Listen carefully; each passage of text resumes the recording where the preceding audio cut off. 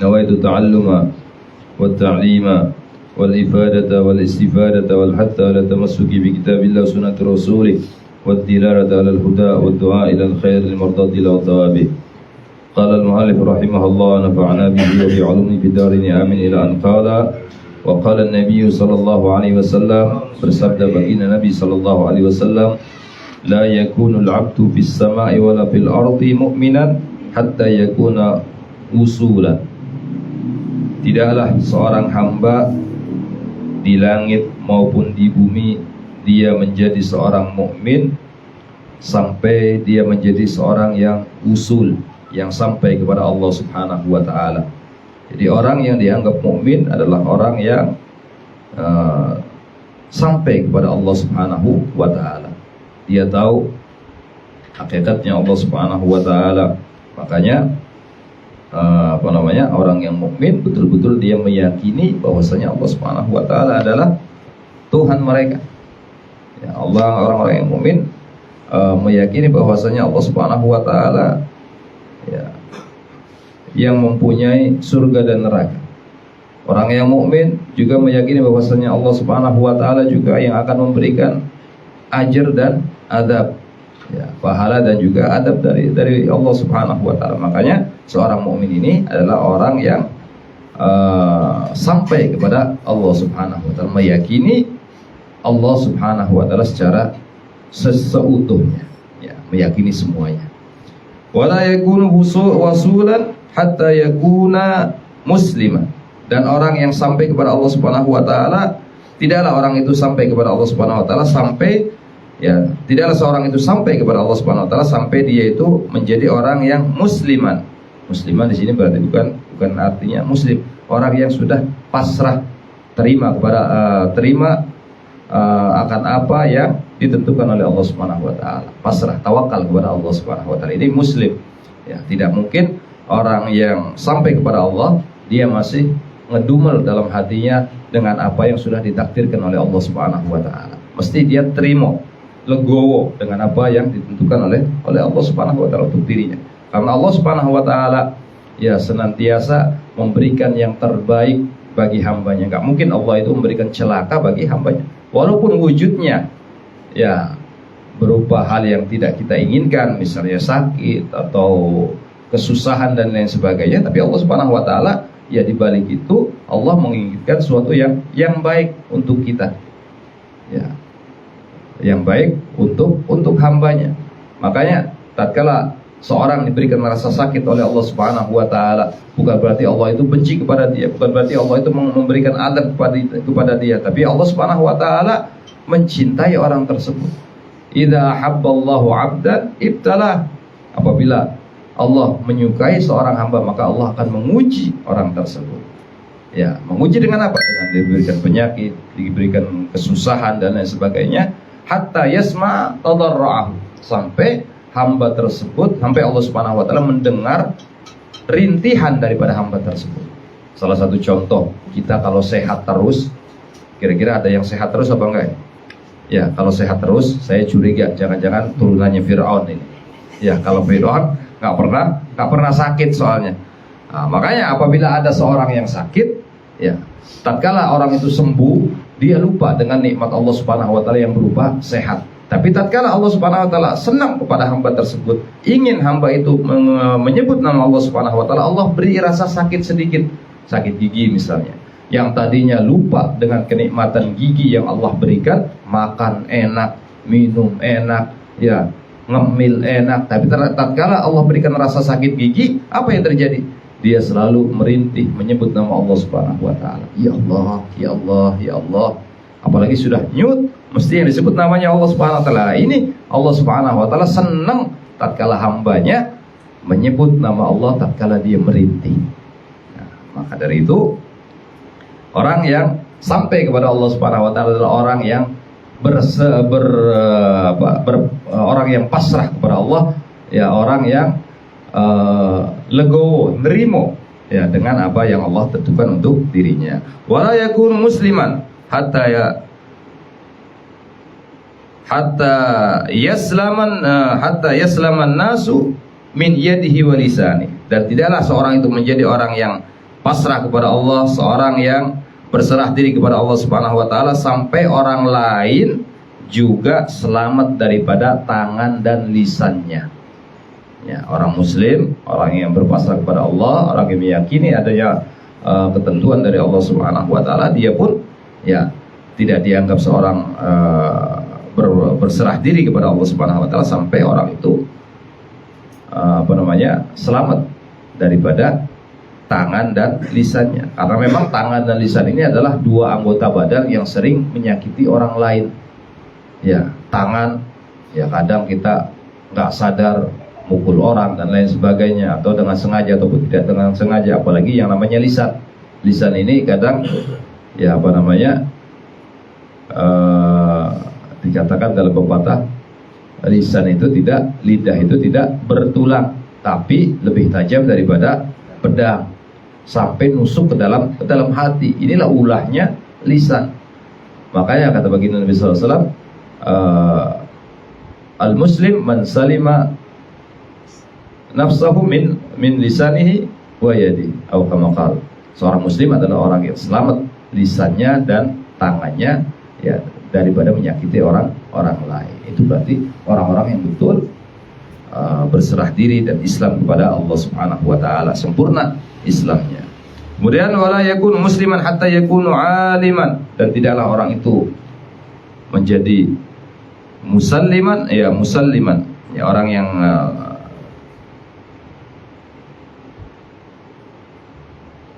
wala yakunu musliman hatta yakunu aliman, dan tidaklah orang itu menjadi orang yang bisa pasrah kepada Allah, yang bisa menyelamatkan orang lain ya sampai dia itu menjadi orang yang alim. Tidak mungkin orang yang alim itu bisa, orang yang tidak alim itu bisa selamat lisan dan tangannya daripada menyakiti orang lain. Yang bisa menahan diri untuk tidak menyakiti orang lain adalah orang-orang yang tahu ilmunya. Maksudnya alim di sini adalah orang yang tahu ilmunya, bahwasanya menyakiti orang itu dosa, walaupun dengan tangannya, dengan lisannya itu perbuatan dosa. Makanya dia tahu tentang hukumnya sehingga dia selamat daripada menyakiti orang lain. Wala yakunu aliman hatta yakunu bil ilmi amilan, dan tidaklah orang itu menjadi alim sampai dia itu mengamalkan ilmunya. Dengan ilmu dia mengamalkan. Ya, tidaklah orang alim, ya, tidaklah orang itu disebut alim kecuali dia itu sampai mengamalkan ilmunya. Makanya ada beberapa orang alim itu dia tidak mau mengajarkan, ya, seperti Ustaz Sarifuddin tadi bilang, ya orang yang alim itu kadang ya tidak mau dia mengajarkan sesuatu kecuali dia sudah melakukannya. Ada orang alim seperti itu, ada banyak, ya. Jadi dia tidak mau mengajarkan ya kecuali dia sudah mengetahui ilmunya dan mengamalkan apa yang dia ketahui daripada ilmu tersebut. Ini orang alim yang betul-betul sempurna. Nah, demikian. Seperti halnya ada seorang seorang alim, ada yang bertanya masalah babun nikah misalnya. Nah, dan orang alimnya belum menikah, maka dia tidak berani mengajarkan tadi bab nikah karena dia belum mengamalkan ilmunya nikah. Nah, seperti itu. Wala yakunu bil ilmi amilan hatta yakunu zahidan, dan tidaklah orang itu ya mengamalkan satu ilmu ya bil ilmi amilan, dengan ilmu dia mengamalkan sampai dia itu menjadi orang yang zahid, orang yang zuhud. Kalau orang sudah Allahumma shalli ala Muhammad, orang yang sudah mengamalkan ilmu, dia pasti orang yang zuhud, nggak ngurus dunia, tidak akan menjadikan dunia itu di dalam hatinya. Ya, semua dia serahkan kepada Allah Subhanahu wa taala.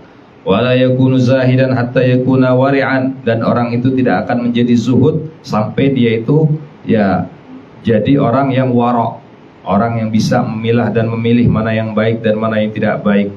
Ya, kalau orang nggak tahu ilmu yang baik yang tidak baik, oh ini halal apa haram, orang itu nggak tahu, bagaimana dia akan menjadi orang yang zuhud?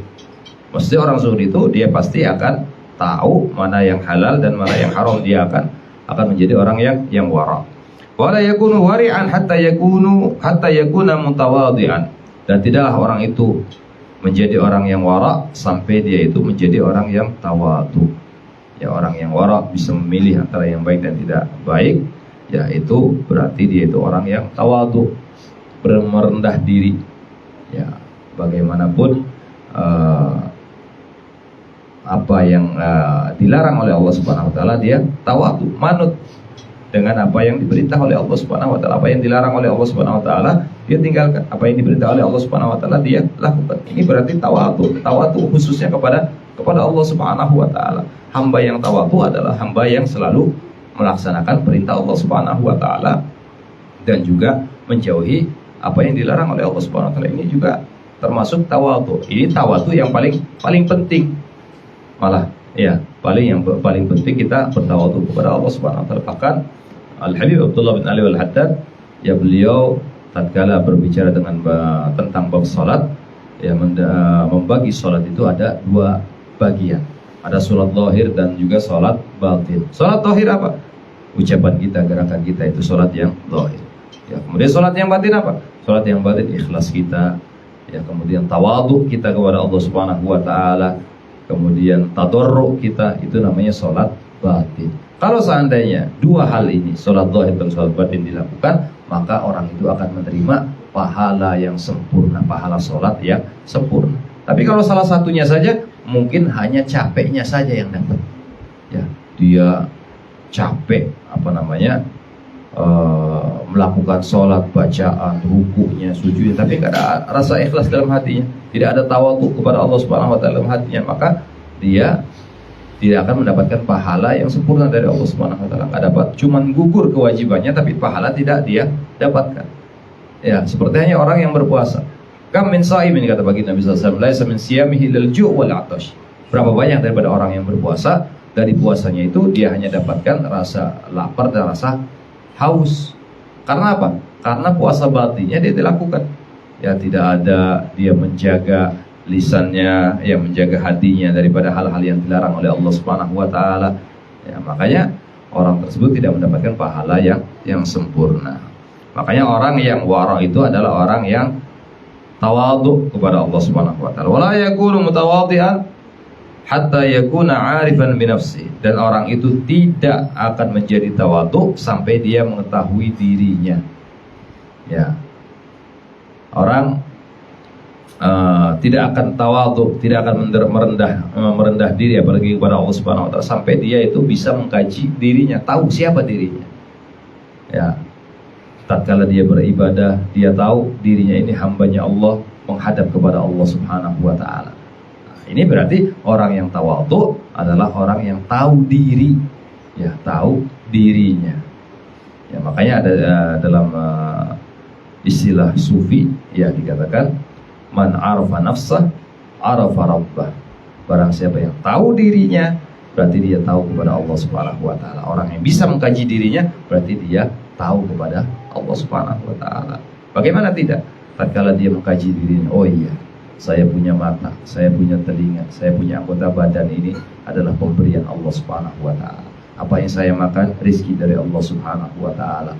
Apa yang saya kerjakan, semuanya digerakkan oleh Allah Subhanahu wa taala. Ini berarti orang yang tahu dirinya, yang bisa mengkaji dirinya, berarti dia tahu kepada Allah Subhanahu wa taala. Semuanya adalah kehendak dan Allahumma shalli alaihi wasallam, ketentuan dari Allah Subhanahu wa taala. Makanya kita itu tidak punya daya dan upaya. La haula wala quwata illa billah. Tidak ada daya dan upaya yang kita miliki, ya, kecuali hanya kita ini digerakkan oleh Allah Subhanahu wa taala. Ya, kemudian wala yakunu 'arifan bi nafsihi hatta yakuna 'aqilan fil kalam. Dan tidaklah orang itu menjadi arif, tahu dengan dirinya sampai dia itu menjadi orang yang aqilan fil kalam. Dia itu bisa berpikir di dalam ucapannya. Ya, orang ya lebih selamat apabila dia itu Allahumma shalli Muhammad berpikir terlebih dahulu sebelum dia berucap. Ya, karena ucapan ini kalau sudah keluar nggak bisa ditarik lagi. Makanya dia orang yang berakal adalah orang yang bisa memfilter daripada ucapan. Seperti halnya Sayyidina Abu Bakar Siddiq radhiyallahu taala anhu. Tatkala beliau benar-benar menjaga lisan beliau selalu menaruh batu di mulut beliau. Apabila seorang bertanya, beliau berpikir terlebih dahulu, apakah jawaban saya ini bermanfaat ataukah tidak. Kalau memang bermanfaat, beliau lepas batu daripada mulutnya. Tapi tatkala jawaban itu tidak bermanfaat, maka batu itu beliau tidak keluarkan daripada mulutnya, tetap berada di dalam mulut beliau. Nah, ini Sayyidina Abu Bakar Siddiq, ya, usaha beliau dalam menjaga lisan agar selamat lisannya daripada ucapan-ucapan yang tidak bermanfaat. Wallahu a'lam bissawab. Ya Rabbana i'tarafna bi annana i'tarafna wa annana asrafna ala ladha ashrafna wa tub alaina tauba taghsil li kulli hawba wastur lana al-awrati وآمن الروعات واغفر لوالدينا ربي ومولودينا والآل والإخوان وسائر الخلان وكل ذي محبة أو جيرة أو صحبة والمسلمين أجمع آمين ربي أسمع فضلا وجودا منا لا باكتساب منا بالمصطفى الرسول نعظى بكل سول صلى وسلم ربي عليه عد الحب وآله وصحبه عدد الطش الصحب والحمد لله في البدء والتناهي ربنا بما علمتنا ربي علمنا الذي ينفعنا ربنا بقينا كربات في دين مالك وترون وذكر ربي وفقنا بكل ما ترضى لي ونفعنا كرم ورزق الكلال دائما وخلاتك على من أعظم الخير ونكبر كل شر ربنا سلنا كل شؤون وكرا برضا ومك العيون وكتنا ربنا كل ديون قبل أن تأتينا نسأل من ربك بر والسلام تكر من ستر وصلاة الله تكشى المصطفى وأن إلى الحق دعانا والوفاء بكتابه للنشي شفاء على آل كرم شرفا ولا صاحب المصاب الضرار اللهم اهدنا بهداك واجعلنا ممن نسألك برضاك ولا دوالدنا أولياء سواك ولا تجعلنا من خلاف أمرك وعصاك وحسبنا الله ونعم الوكيل ولا حول ولا قوة إلا بالله العلي العظيم صلى الله عليه وسلم محمد وآله وصحبه وسلم الحمد لله رب العالمين ولكم منكم والسلام عليكم ورحمة الله وبركاته.